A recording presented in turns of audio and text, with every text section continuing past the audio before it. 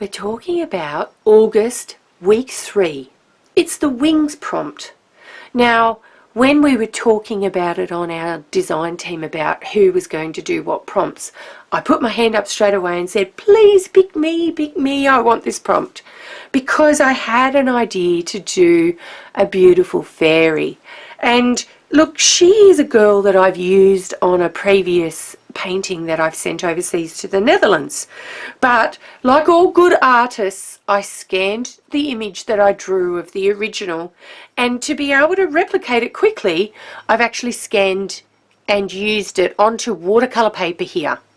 Now, I do the teaching video for this, and it actually has quite an extensive watercolor video lesson and tutorial in this video, so I won't go through a lot of them here, but suffice to say I've used some flat Pebeo sprays that I'd used for the first time.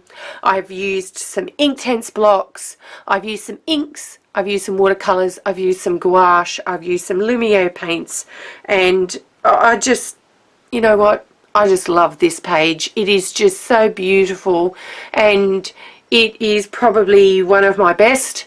I took a little bit of my time in planning it.